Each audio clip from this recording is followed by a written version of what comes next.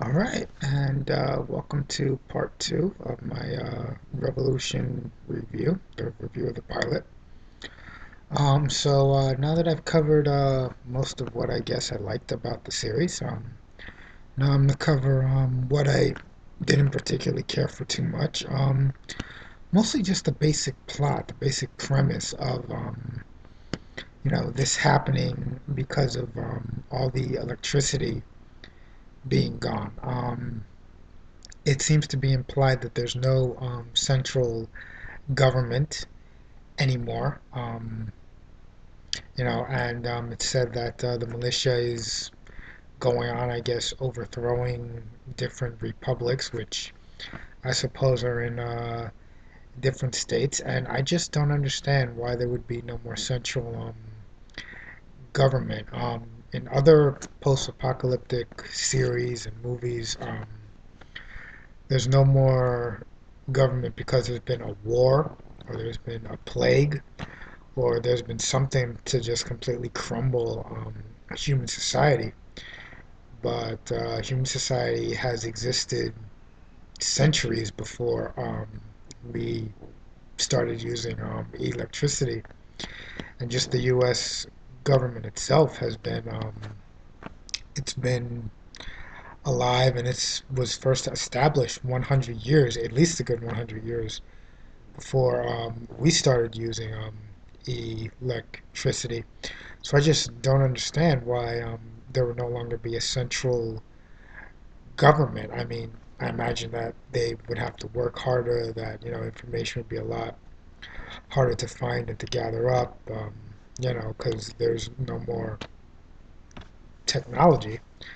But I just don't understand why, the Central American government would just be gone. However, it is only the pilot. So I suppose that there's plenty of time for the series to explain that, and I really, really, really hope it does, because for me, it's just something that it just doesn't make a lot of sense and just doesn't work. Where other shows and movies, Falling Skies has the alien attack, Postman, I believe there was a war, Walking Dead has a zombie creating plague. I think I've never seen Walking Dead, so I'm just guessing. Yeah, but there's legitimate reason why the world is like this in Revolution. I just don't see the same thing. I just don't understand why the centralized government just fell, just collapsed.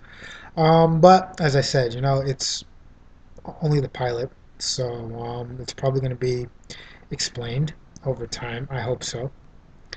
And there's also the fact that there is a 15-year gap.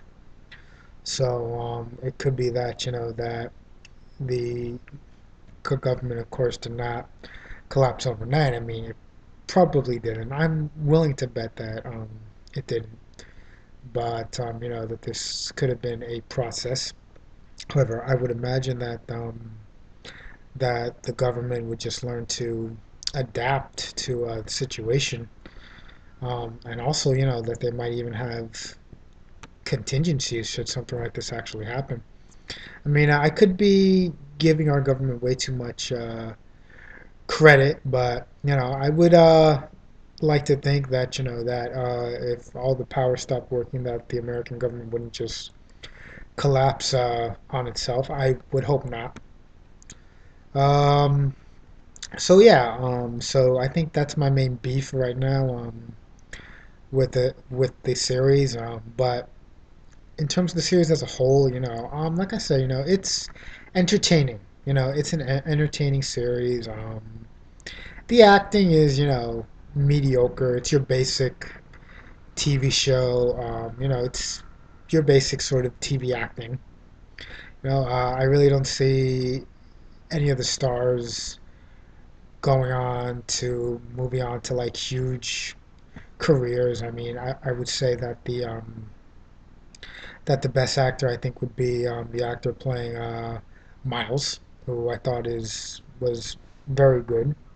Well, and then of course there's also veteran actor. Please forgive me if I mispronounce his name. I think it's Gin Genicio Esposito. I don't know if that's right or not. Well, I do know that his last name is definitely Esposito, but yeah, he's a veteran actor. He's been in tons of stuff, tons of movies, series. He's a fantastic actor, and he's portraying the not the main villain, but he is the member of the militia that I imagine is going to be antagonizing Charlie, the most. Yeah, so I'd have to say he's more or less our designated villain. He does a really, really, really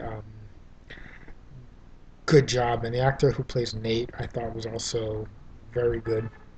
But as for the rest of the cast, it's just mediocre. There's nothing particularly special about it. It's not bad, but it's not fantastic, and certainly doesn't stand out. But that's just my opinion. But I definitely think it's an entertaining series. I'm definitely going to keep on watching it, following it. I'm not expecting too much from it except to just be entertained by it. And that's about it. So, if you haven't watched it and you're interested in checking it out, definitely check it out. I personally think that it's going